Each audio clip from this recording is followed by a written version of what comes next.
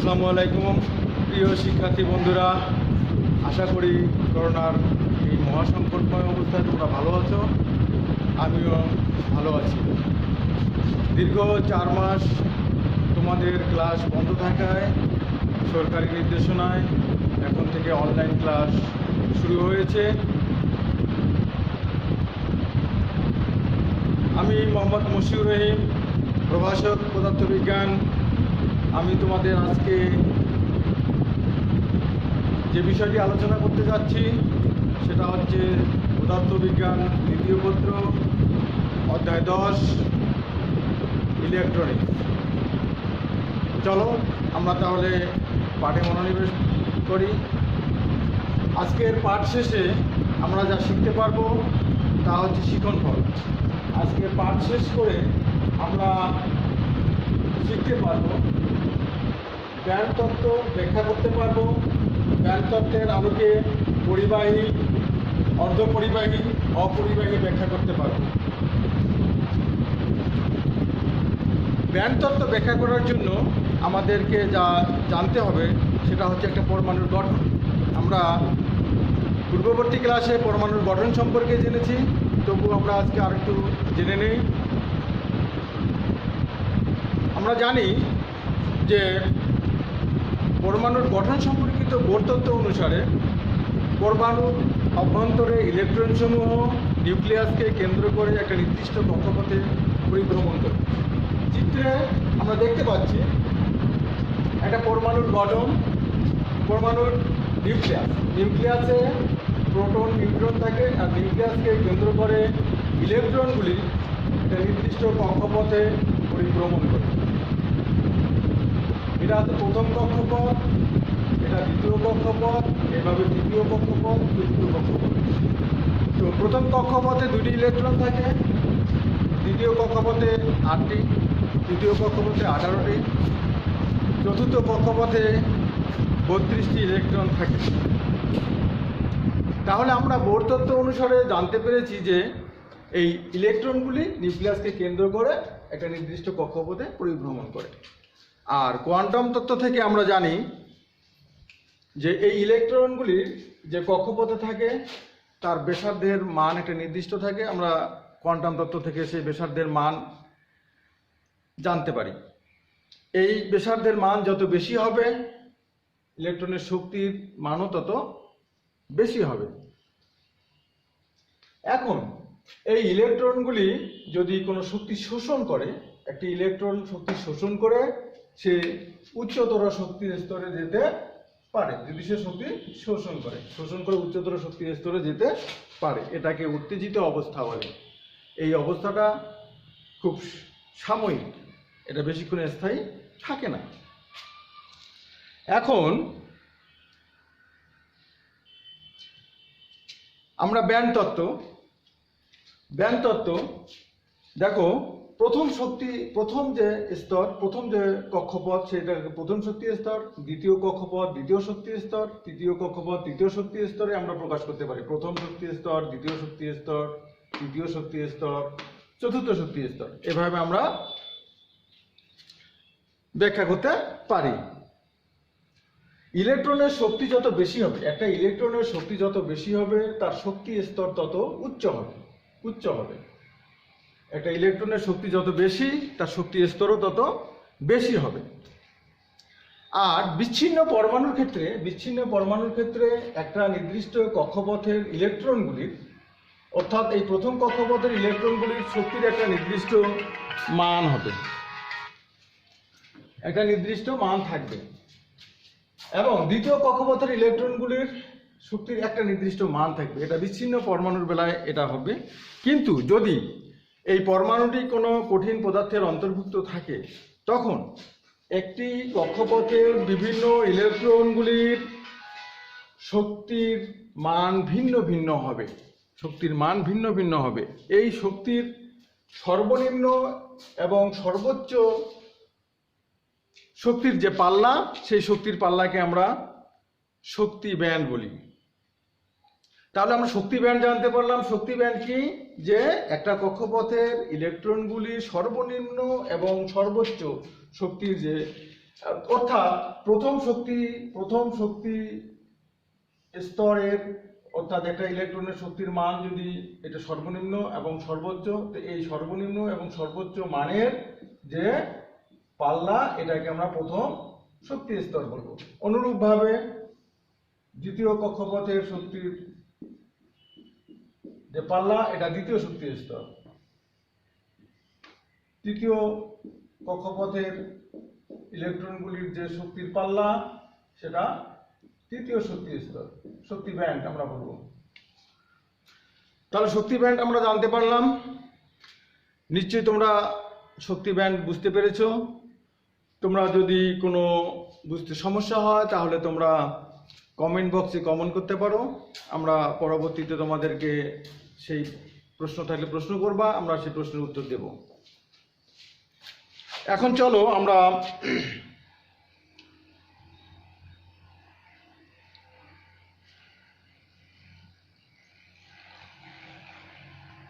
আমরা এখন যোজন ব্যান্ড এবং পরিবহন ব্যান্ড নিয়ে আলোচনা করি। যোজন ব্যান্ড কি তোমরা জানো যে সর্ববহিষ্ঠ শক্তি স্তরের ইলেকট্রনগুলি পরমাণুর যোজ্যতা নির্ধারণ করে। এই ইলেকট্রনগুলিকে আমরা যোজন ইলেকট্রন বলি। আর যোজন ইলেকট্রনগুলি যে শক্তির পাল্লা তৈরি করে সেটাকে আমরা যোজন ব্যান্ড বলি।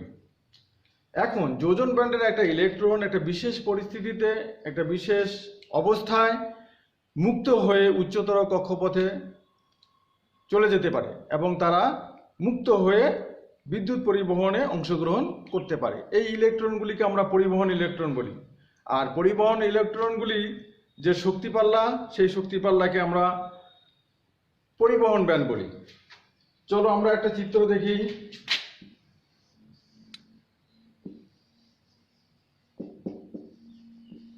শক্তি স্তর, এটা সর্ববহিষ্ঠ শক্তি স্তর। এখানে ইলেকট্রন আছে,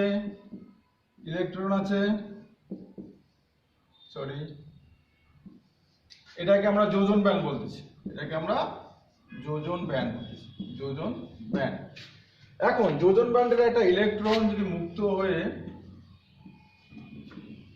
উচ্চতর শক্তি ব্যান্ডে যেতে পারে তাহলে আমরা মুক্ত হয়ে, অর্থাৎ এগুলো হচ্ছে মুক্ত ইলেকট্রন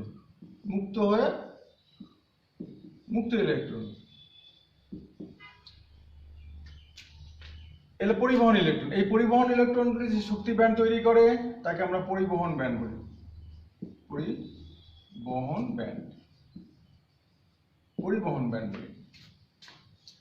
তাহলে যোজন ব্যান্ড এবং পরিবহন ব্যান্ড আমরা জানতে পারলাম যে যোজন ইলেকট্রনগুলির যে শক্তি পাল্লা সেটা হচ্ছে যোজন ব্যান্ড, পরিবহন ইলেকট্রনগুলির যে শক্তি পাল্লা সেটা হচ্ছে পরিবহন ব্যান্ড। এখন যোজন ব্যান্ড এবং পরিবহন ব্যান্ডের চিত্রে দেখো যে যোজন ব্যান্ড এবং পরিবহন ব্যান্ডের মধ্যবর্তী যে ফাঁকা অংশ, ফাঁকা শক্তি স্তর, গ্যাপ আছে, এই গ্যাপটাকে আমরা, এই গ্যাপটাকে আমরা ফরবিডেন এনার্জি গ্যাপ বা নিষিদ্ধ শক্তি ফাঁক বা আমরা এটাকে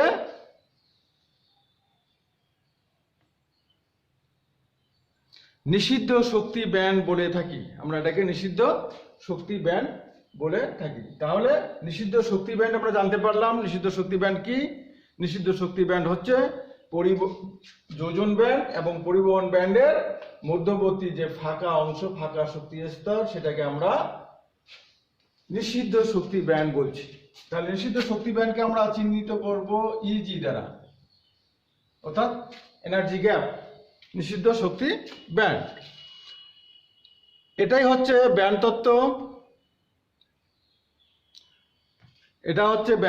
আমরা ব্যান্ড তত্ত্ব জানতে পারলাম যে ব্যান্ড তত্ত্ব থেকে আমরা জানতে পারলাম যোজন ব্যান্ড, পরিবহন ব্যান্ড এবং নিষিদ্ধ শক্তি ফাঁক বা শক্তি ফাঁক। এখন দেখো আমরা এই ব্যান্ড তত্ত্বের আলোকে, যে ব্যান্ড তত্ত্ব আমরা শিখলাম, এই ব্যান্ড তত্ত্বের আলোকে পরিবাহী, অপরিবাহী এবং অর্ধপরিবাহীর মধ্যে আমরা পার্থক্য নির্ণয় করব, বের করব, ব্যাখ্যা করব। এখন দেখো পরিবাহীর ক্ষেত্রে এই যোজন ব্যান্ড এবং পরিবহন ব্যান্ড এর মধ্যবর্তী যে শক্তি ফাঁক, এই শক্তি ফাঁকটি থাকে না। এই শক্তি ফাঁকটি থাকে না। কি হয়, এখানে যোজন ব্যান্ড এবং পরিবহন ব্যান্ড নিজেদের মধ্যে উপরিপাতিত থাকে। অর্থাৎ পরিবহন ব্যান্ড এটা মনে করো, আর এটা মনে করো যোজন ব্যান্ড।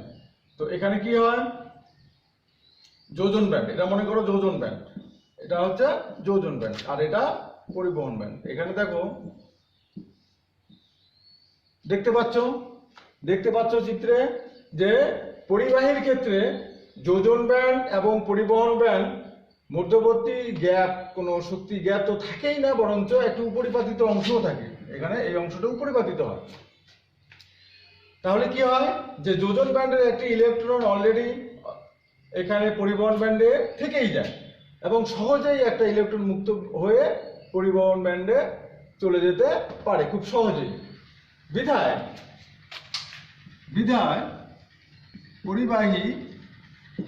পরিবাহী খুব সহজেই বিদ্যুৎ পরিবহন, তড়িৎ পরিবহন করতে পারে। এক্ষেত্রে এই পরিবাহী পদার্থের ক্ষেত্রে আপেক্ষিক রোধ 10⁻8 ওহম মিটারের হয়ে থাকে এবং এখানে পরিবাহিতা খুব বেশি হয়, বিধায় এরা সহজেই বিদ্যুৎ পরিবহনে অংশগ্রহণ করতে পারে। চলো এখন দেখি অর্ধ পরিবাহীর ক্ষেত্রে কি হয়। অর্ধ পরিবাহীর ক্ষেত্রে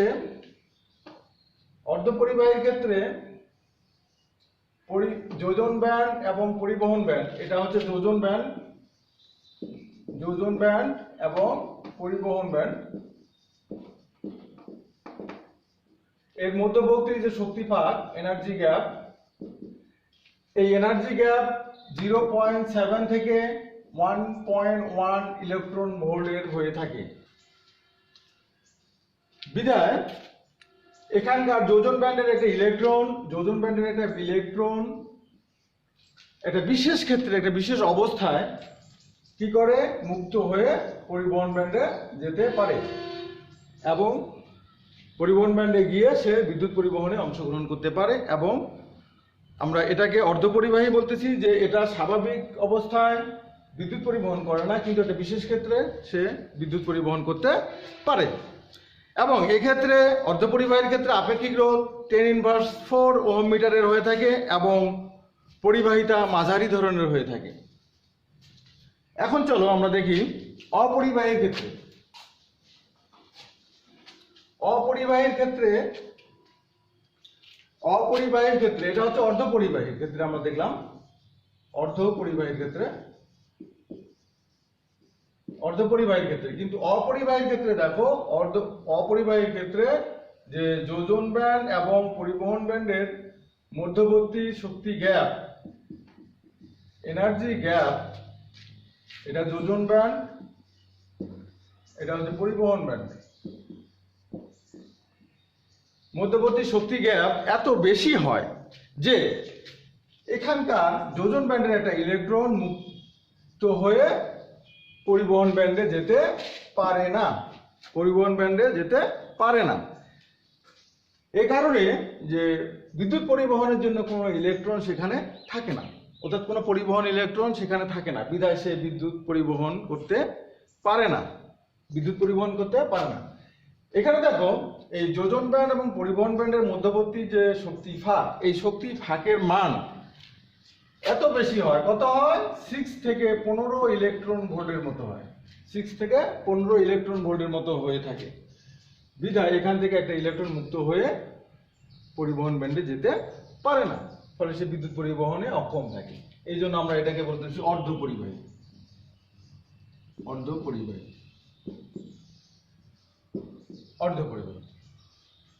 তাহলে ব্যান্ড তত্ত্বের আলোকে আমরা অর্ধপরিবাহী, অপরিবাহী এবং পরিবাহীর আমরা একটা তুলনামূলক চিত্র করতে পারি। এখানে আমরা অপরিবাহীর ক্ষেত্রে বলছি। তাহলে প্রিয় শিক্ষার্থী বন্ধুরা, ব্যান্ড তত্ত্বের আলোকে তোমরা সহজেই পরিবাহী ব্যাখ্যা করতে পারবে যে পরিবাহীর ক্ষেত্রে যোজন ব্যান্ড এবং পরিবহন ব্যান্ডের কোনো শক্তি ভাগ তো থাকেই না, বরং পরিবর্তিত থাকে। অপরিবাহীর ক্ষেত্রে এই শক্তি ভাগটা এত বেশি হয়, কত হয় 6 থেকে 15 ইলেকট্রন ভোল্ট, যেখানে একটা ইলেকট্রন মুক্ত হয়ে পরিবহন ব্যান্ডে যেতে পারে না, ফলে সে বিদ্যুৎ পরিবহন করতে পারে না। আর অর্ধপরিবাহীর ক্ষেত্রে দেখো, অর্ধপরিবাহীর ক্ষেত্রে যোজন ব্যান্ড এবং পরিবহন ব্যান্ডের মধ্যবর্তী শক্তি ভাগটা এমন হয় 0.7 থেকে 1.1 ইলেকট্রন ভোল্ট, যেখানে একটা ইলেকট্রন মুক্ত হয়ে একটা বিশেষ অবস্থায় পরিবহন ব্যান্ডে যেতে পারে এবং বিশেষ ক্ষেত্রে সে বিদ্যুৎ পরিবহন করতে পারে। তো প্রিয় শিক্ষার্থী বন্ধুরা, তোমরা এভাবে ব্যান্ড তত্ত্বের আলোকে পরিবাহী, অর্ধপরিবাহী এবং অপরিবাহীর মধ্যে তুলনামূলক একটা আলোচনা করতে পারবা। তাহলে আমরা এই আলোচনা শেষে যা শিখতে পারলাম তা হচ্ছে শিক্ষণফল। কি শিখতে পারলাম?